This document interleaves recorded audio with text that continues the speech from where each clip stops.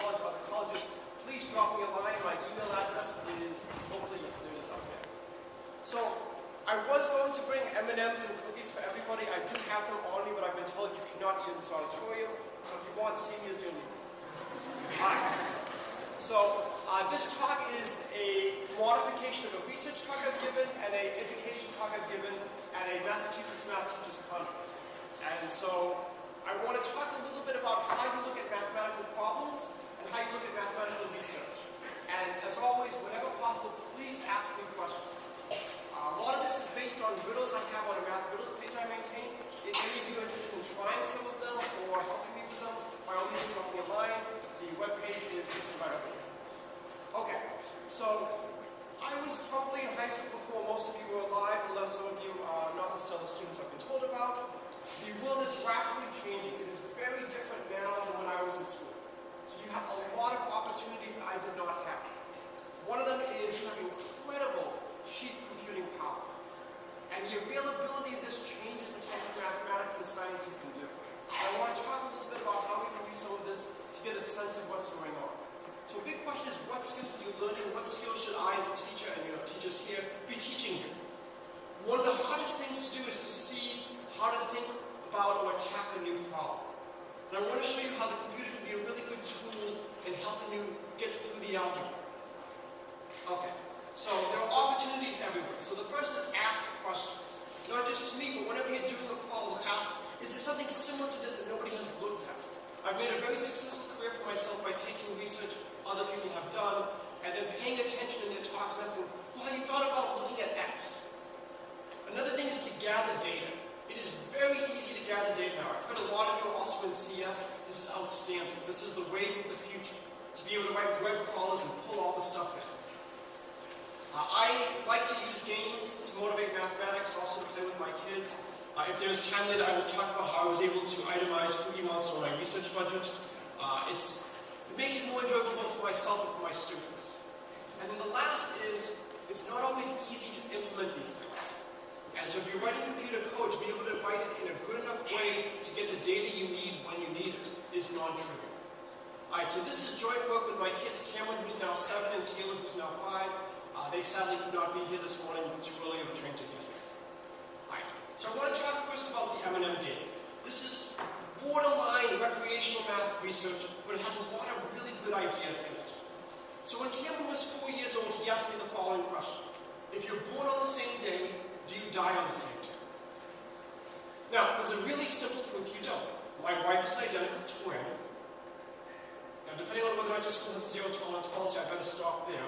But you can probably imagine one way to show that not everybody who is born on the same day dies on the same day. This is not a socially acceptable way to answer the problem. Right? We want a mathematically a better way. So how do you talk about randomness to a 4-year-old? Also, he has a 2-year-old sister who's there as well. And so I created the M&M game under the impression, assumption, whatever you want to call it, that kids will do math if they're given M&Ms. If you think I'm doubting, if you doubt this, go to MIT where they actually have an M&M budget. Alright, so everybody starts off with some number of M&Ms, we did 5, and everybody tosses a fair coin at the same time.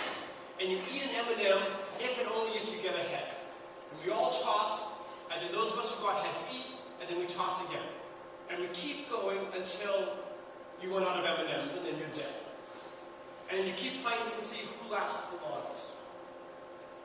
Alright, so now this is your chance to participate. What unnatural questions to ask about this game? Yes? That is the secret of fatherhood. One of the things is, if you eat your M&Ms now, we can't play tomorrow. Yes. So it's delayed gratification. I'll be more specific. What are good mathematical questions to ask about?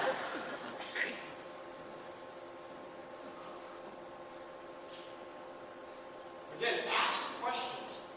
What's something you could ask about this game? What's something you'd like to know? So it started with, was there a question? It started with Cam asking, oh yes. How what? Like, how varied were they? What type? How many types of different M&Ms? Okay, so this is a good question. So, mathematically, it does not matter if we For 4 and 2-year-olds, it does matter. And there had to be negotiations as to who could get the red M&Ms, who could get the yellow M&Ms. I always got last pick. But this is like if you consider the Galileo problem, where he drops the two masses to see which one hits the ground first. Does the mass matter? Does the color of the ball matter? Well, maybe a darker color absorbs heat more, and maybe because it's hotter, it will fall through the ground at a different rate, but probably the color doesn't matter. Any other thoughts about mathematical questions we might ask? Non-culinary, non-parental?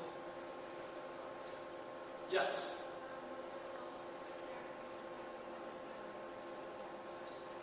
Good. So how does the number of M&Ms affect what happens?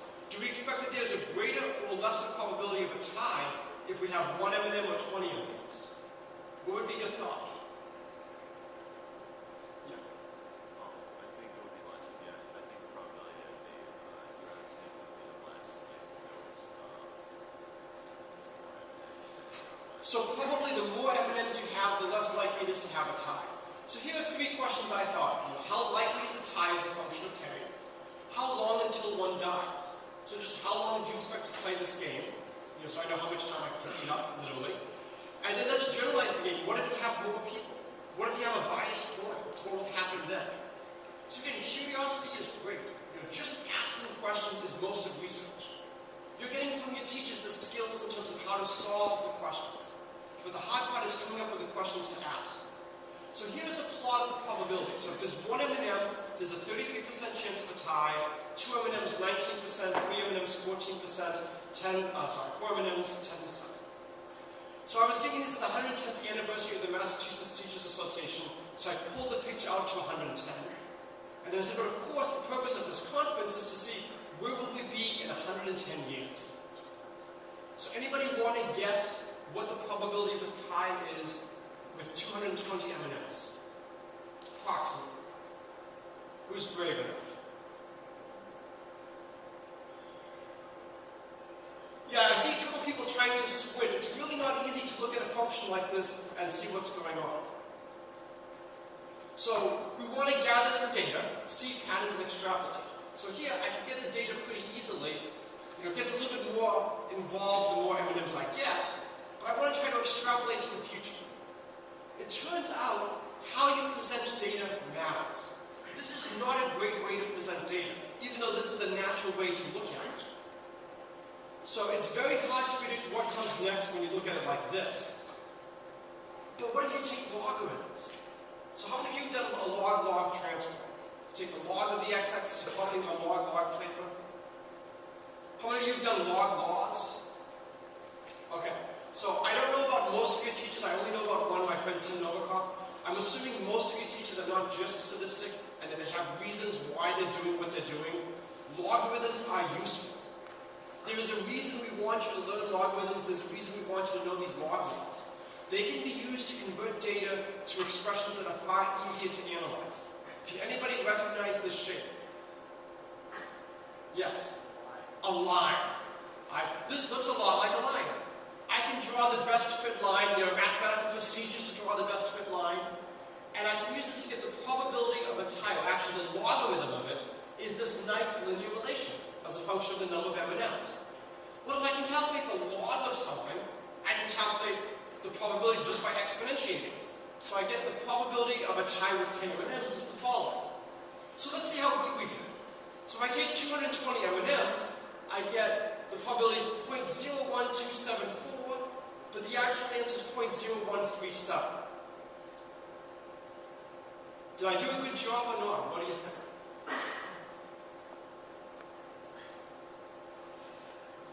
And again, this is where it really depends on how you look at data. If you look at just the actual number, I'm not off by that much. But if you look percentage-wise, I'm off by a sizable amount. I'm off by almost 10%. So the question is, can I do better?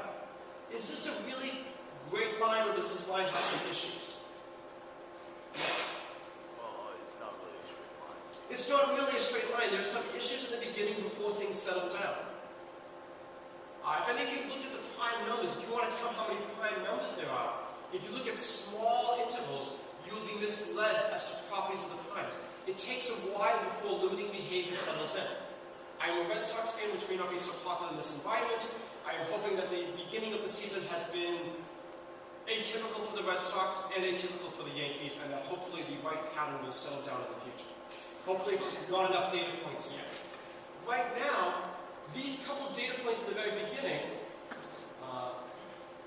they're having a profound influence on the line. So what's better to do is to actually ignore these points over here and just try to find the best fit line looking down here. So what I'm trying to do right now is introduce you to some of the concepts and ideas from statistics. This is going to be the wave of the future. Right now we have satellites in orbit beaming down more data every hour than is in the entire library of Congress. And this has to be analyzed in a matter of moments. If you're able to deal with data like this, you will be set. And so let's just look at from 50 to 110. If you have extremely good vision, you might see that there is a red line almost perfectly going through the center of these blue dots. The fit is phenomenal at this point. And now I get the following, which is a little bit different than what I had before. And I get 0.01344 versus 0.01347. The amount I'm off by is extremely small here. This is significantly better without that much more work. I'm just looking at the right set of data. Alright, so what I want to do now is I want to go from numerical explorations and simulations to how would you prove a formula for this? How many of you have played basketball? I'm going to be testing your basketball knowledge a little bit. And how many of you see the geometric series formula? How many of you can prove the geometric series formula right now? I am going to show you a proof of the geometric series formula, which I hope you will remember for the rest of your life. Alright, so we're going to play a game of hoops. Again, I wasn't sure if I was allowed to bring a basketball into the auditorium, so we will just do it on the computer. First person to make a basket wins, and you'll alternate shooting. I am going to assume we have idealized basketball players. What this means is they never tire. Their probability of getting a basket never changes. They are always willing to keep shooting. They don't need bathroom breaks. They don't need to eat. They are willing to spend all of eternity shooting baskets until one of them makes a basket. If this is okay with you, I suggest to create economics where assumptions like this are standard. Alright? Anybody know who Bird and Magic are? Yes, who are they? Yes, their full names. Full names. Larry Bird and Magic Johnson. Excellent. Okay, Larry Bird you might have seen in Space Jam. Yes. Okay, so what I want to do is I'm going to assume Bird always gets a basket with probability P, Magic always gets a basket with probability Q. As always in math, we let X be the unknown we want to find. Let's calculate the probability Bird wins. Alright? Well, let's break it into cases. The probability Bird wins on his first shot is just P. He has P chance of getting a basket. What's the probability he wins on his second shot? What must happen for him to win on his second shot? P squared times 1 minus Q. Not P squared. 1 minus P, 1 minus Q, P. Excellent. He has to miss 1 minus P, then Magic misses 1 minus Q, and then he gets the basket. Alright, what about him winning on his third shot? Yes. Excellent. I'm going to write it in a long way. He misses, Magic misses, he misses, Magic misses, he hits. And so in general, that he wins on his nth shot, I'll have this n minus 1 times, and then he gets a basket. Well, this is a little bit tedious to write, and I'm from Boston. I love saying the letter R. So I will let R be 1 minus P times 1 minus Q. So it's the probability they both miss. So the probability that Bird wins is he wins on his first shot, or they both miss and he wins on his second shot, or they both miss twice and he wins on his third shot, etc., etc., etc. It's the geometric series. So if you knew the geometric series, you could evaluate this now and you would know the probability that Bird wins. I'm going to assume we don't know the geometric series. I'm going to give you proof of the geometric series, and then we will apply this to the M&M data. Alright, so we showed that this is the probability Bird wins, and we're going to solve it without the geometric series formula, and we're going to see one of the greatest insights in mathematical economics and game theory. I'm going to calculate the probability that Bird wins another way. This is essentially one of the most powerful methods of proof we have in mathematics. Take something you want to study, and show it's equivalent to something else you can do. Alright? The probability Bird wins on his first shot is P. If they both miss, that's 1 minus P, 1 minus Q.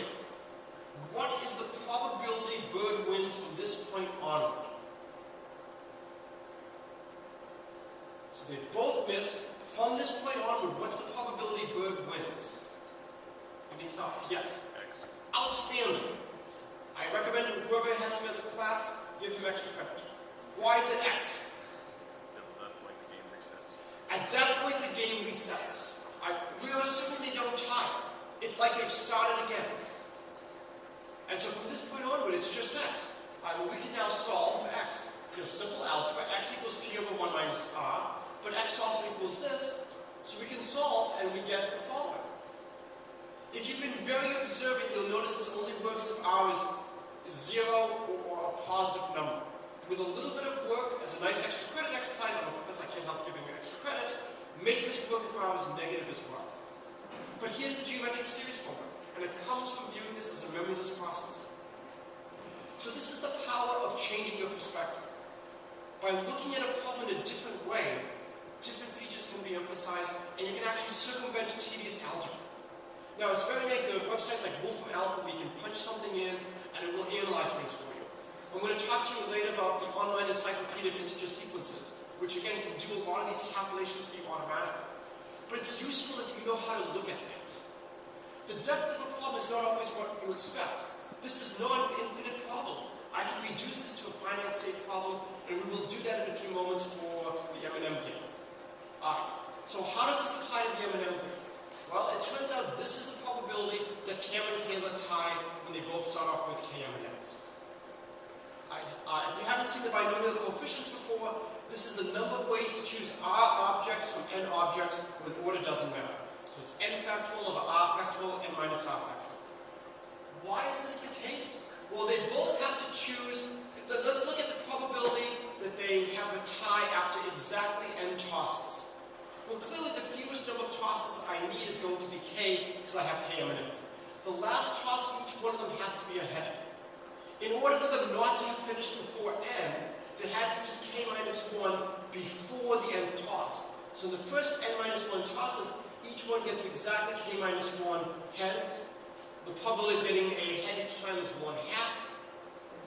And so if you just do the algebra, this is the probability. Good luck evaluating this infinite sum. If you've had any experience with binomial coefficients, what makes this a nightmare is I have products, and I have the top varying, not just the bottom. If it was just the bottom, you can think Pascal's triangle, maybe I can do something. It turns out that this simplifies to the special value of a hypergeometric function. If you haven't seen a hypergeometric function, I strongly urge you to go to the fountain of all wisdom. What's the fountain of all wisdom? Wikipedia. Right. Google is fine, because Google will get you to Wikipedia. Wikipedia math is extremely good.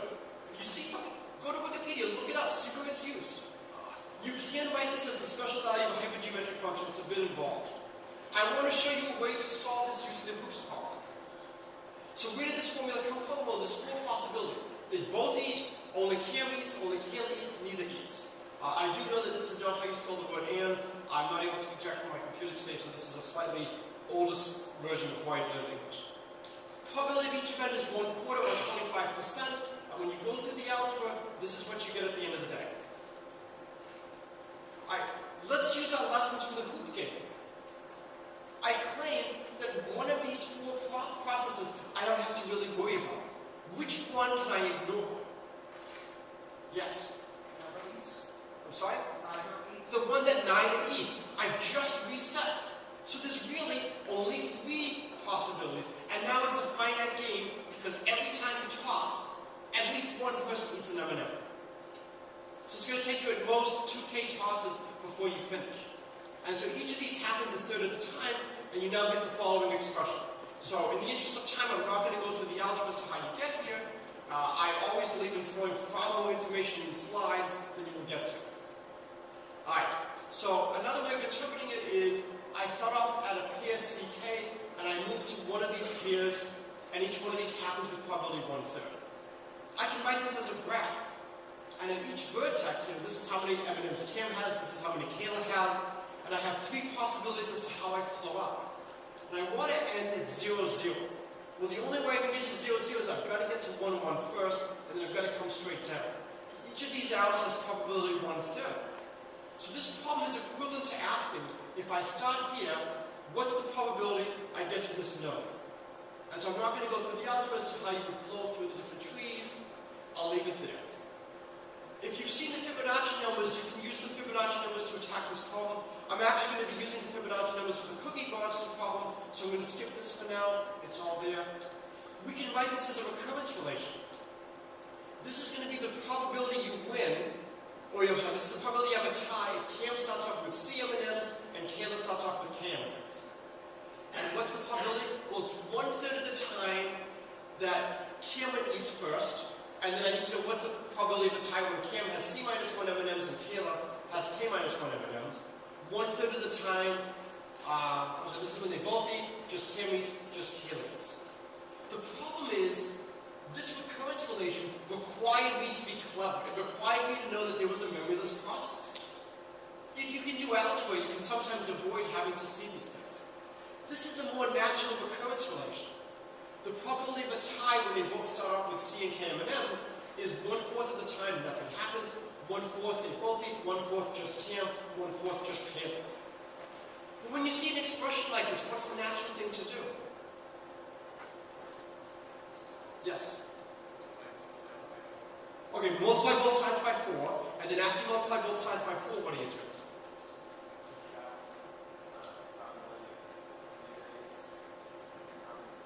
Good, combine terms, bring it over. How many of you are in a calculus class? Okay, so direct comment for you. In a calculus class, you might see this as the bring it over method, where sometimes you're trying to integrate something involving cosines or sines. You integrate by parts and you get the expression you want again. You bring it over and you solve. I have the unknown expression I want on both sides of the equation. I can simplify and I can get, after multiplying by 4, 3/4 x equals this. At the end of the day, it's the same recurrence I got before. So if I can do the algebra the right way, I don't actually have to be clever and see that it's a memoryless process. There are ways to solve this recurrence relation. I'm not going to go through this. It's all here. There are other ways to do this. How many of you have seen the Catalan numbers? So as a Bostonian, for the most part, I do not like New York City, but I have to admit that New York City is far easier to get around than Boston. Where in Boston, you will have roads, I know this is dangerous for me to say it's Bostonian, but you will have 2 streets cross and flip as to which one is above the other. At least parts of New York are on a very nice grid system. And so a very nice problem is, let's say I want to go from one corner to another without crossing the diagonal. How many ways are there to do this? This is known as the Catalan numbers. It has a lot of applications in probabilities and combinatorics. It's extremely well studied. It turns out what we're doing is related to this. The difference is now we have 3 ways of moving. And so I'm not going to go through all the steps here. I'm going to just list some of the probabilities. So here are the actual probabilities when I have k from 1 to 8 M&Ms. So the question is, how do I make sense of numbers like this? Anybody have any thoughts as to what I could do to these numbers? This is where you need to know algebra. Yes, what should I do?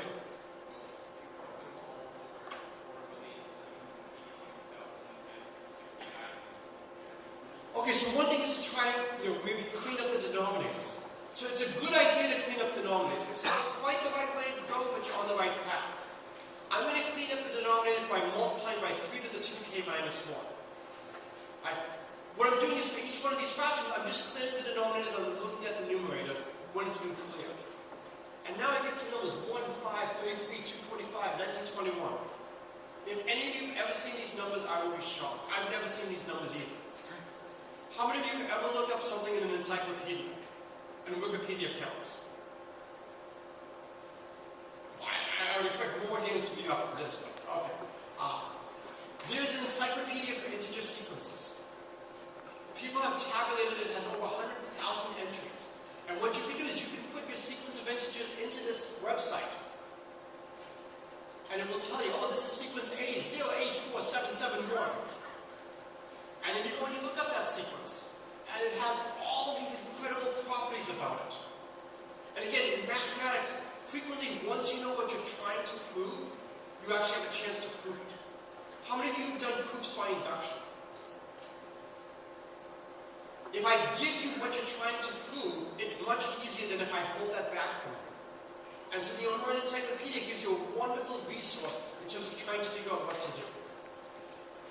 We have about 10 minutes left, so I thought I would use the remaining part of the time to talk about a research project on Zekhanov decompositions. How many of you have ever heard of Zekhanov decompositions? Hi. How many of you have heard of Fibonacci numbers? Excellent. All right.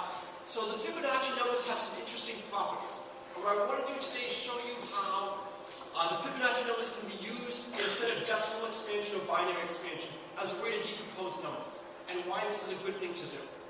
So we're going to, again, just like the M&M problem, we're going to seek the right perspective. The techniques are going to be generating functions and partial fractions. We're not going to have time to do all of this due to technical details at the beginning of the talk, but the comments are available on the slides, and I'm happy to talk to you further. Again, it's the utility of asking questions. There's a lot of open research projects on this that I'm supervising with students. I've been doing this for about 4 years now in this area. And so if you're interested in stuff like this, let me know. There are numerous hidden patterns everywhere, including on this slide if you know extremely reserved. I don't know how much probability you know. Fortunately, we don't need to know too much. A lot of big state schools love this. Anybody know why big state schools love this? Hopefully your high school is not like this. The bell curve, grading on a curve. So my brother was at Georgia Tech where a 94 would be rounded down if too many people scored higher. Not a good situation to be in. A lot of processes in life are described by a normal distribution. If you look at heights, if you look at various things, goes up, goes down, a lot of the stuff is concentrated. So what I need from probability is the following. We'll say x is a random variable with a density if the probability, if my function is non-negative, if it integrates to 1, so this means the area under the curve is 1, and the probability I take a value between a and b is just the area under the curve from a to b. Anybody who's taken any class will know about the concepts of the mean or the standard deviation. What's the average score in the class? How much of people spread out about the mean? And this density here is known as the Gaussian, the bell curve, the normal. Anytime something has multiple names, it is almost surely important. This occurs frequently in the sciences. So I need a few things from combinatorics. N factorial is the number of ways to order n people when order matters. N choose k is the number of ways to choose k people from n when order doesn't matter. And then Stirling's formula, which at this time I'll talk a little bit about how you use it to answer one of the questions, it's a way to estimate how big n factorial is. So it's about n to the n e to the minus n squared of 2 pi n. Alright, so Fibonacci numbers. Fn plus 1 is Fn plus Fn minus 1. Can anybody give me the first few Fibonacci numbers? Yes. 0, 1, 1. 0, 1, 1, 2 is one possibility, but it's not the possibility I want today. I need a different one. Yes. 1, 1, 2, 3. 1, 1, 2 is another possibility, but it's not the one I want today. You're close. Yes. 1, 2, 3. That's the one I want today. I want 1, 2, 3, 4, 5, etc. And the reason is I want the following theorem to be true. Every positive integer can be written uniquely as a sum of non-consecutive Fibonacci numbers. How many of you have taken a computer science class? Alright, one way to prove this is with what's called the greedy algorithm. So take your number, let's call it m. I subtract the largest Fibonacci number I can from it.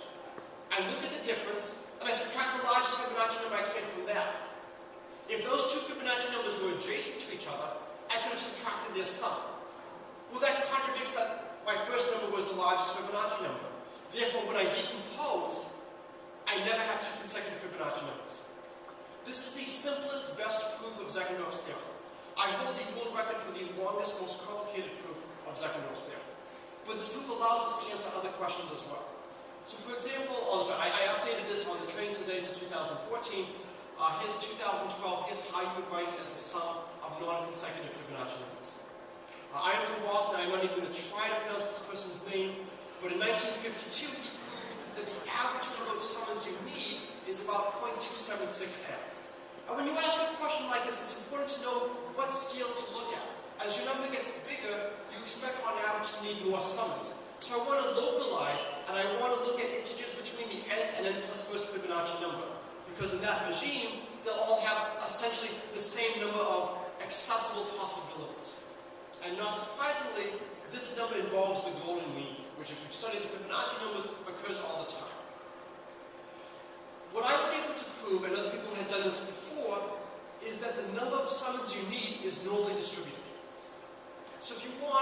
could actually use this to grade students by just looking at how many summons are in the decomposition, but there's probably better ways to assign grades. I'm not going to talk, you could also look at gaps between summons. And you could say, how long do I have to wait before I get the next summon in my decomposition? It turns out it's a geometric decay. And the decay constant is related to the golden mean again. So what I want to do now is, I think I've got about 3 minutes left, is I want to show how Cookie Monster can help you prove theorems like this. So the number of ways of dividing C cookies among P identical people is C plus P minus 1, choose P minus 1. And so the proof is to use the original classic Cookie Monster. I don't know what Cookie Monster was like when you grew up. I know now Cookie Monster has been reformed and cookies are a sometimes food.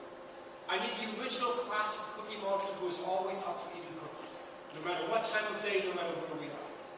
Alright? So imagine this C plus P minus 1 cookies in a line, and Cookie Monster eats P minus 1 cookies.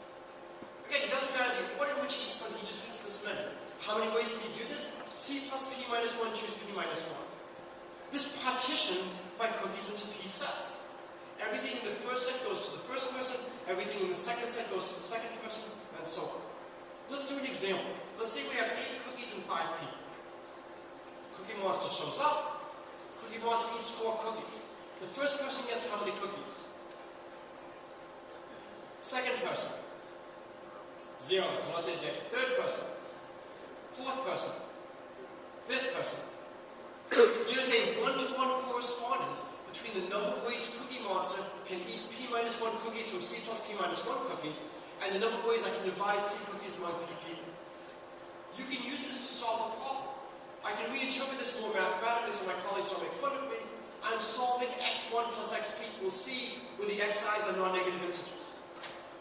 And so what I can do now is let's let p and k be the number of integers in my interval that have exactly k summons in the Zeckendorf decomposition. And I'm going to get an explicit formula for that. So I have to have, it turns out the fn, or my number won't be large enough, I have k minus 1 summons. Each one of them has to have a gap of at least 2 because they're non-adjacent. And the last one could be as small as 1. So what I can do is I can let these be my gaps. And my gaps, whenever you see algebra in a talk, you kind of tone out, don't pay too much attention, just know it's there. And I get an expression for the sum, and it turns out I can use the cookie problem and I can solve this. And I can get a closed form for this. And so now I have an explicit formula for how many ways there are to have exactly k minus 1 summons. If I sum all of this, I see everybody's taken care of. I prove Zeckendorf's theorem. But you can also prove the Gaussian behavior. So we don't have time to do both proofs. I'm going to just blitzkrieg through the algebra. Here's Stirling's formula. Here's this expression. I want to just show that this converges to the Gaussian. Or better yet, give it to my students. They keep doing the algebra. They keep doing the algebra. They keep doing the algebra. They use some blogs. Lots of fun. I love logs. They keep doing the algebra. They come to my office with knives. I'm going to do an effigy. They keep doing some algebra. And finally, you see the little red square, which means we've got to the end. There are better ways to attack this problem, and I'm going to leave them for you to look at in the slides. The idea is by changing your perspective. The people who looked at these topics before me, they looked at them from number theory, from continued fractions. I actually am a card-carrying member of number theory societies. I should love number theory, but this is not a number theory problem. It's a combinatorics problem. And so one of the biggest successes I have in my career is I take my training and I apply it in different areas. And so this goes to the final slide, the lessons. So I don't know when the bell is going to ring, so I want to get to my favorite quote. If all you have is a hammer, pretty soon every problem looks like a nail. But there's a lot of ways to look at this. One way is, if you're really good at something, well, keep doing it. But more important than just keep doing it, it's where should you do it? If you take your skills and you apply your skills to an area where other people are trained the same way, it is very hard for you to be noticed. It is very hard for you to get something that other people aren't getting. Smart people have looked at these problems before with these techniques before. It's possible you might be clever and see something different, but it's well-trod ground. Go to the land of the screwdriver. Take your hammer and try your hammer on problems that nobody has used the hammer on before. And I have made a very nice career. I've written papers in accounting, economics, computer science, marketing, sabermetrics, baseball math. lots of different fields by applying techniques from number theory and probability in situations where they haven't been done before. So thank you very much for your time. It's been fun.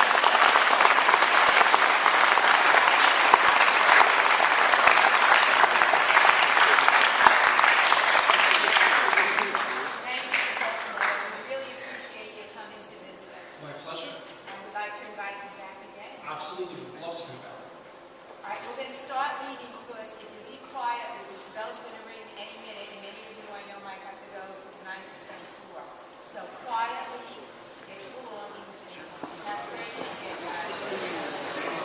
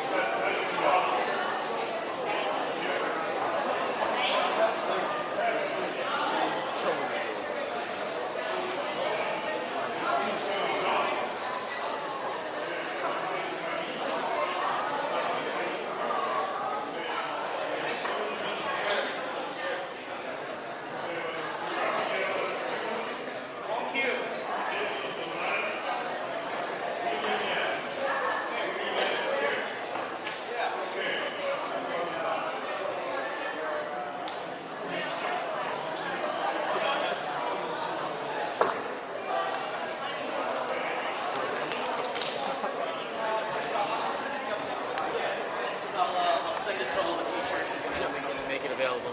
Thank you so much.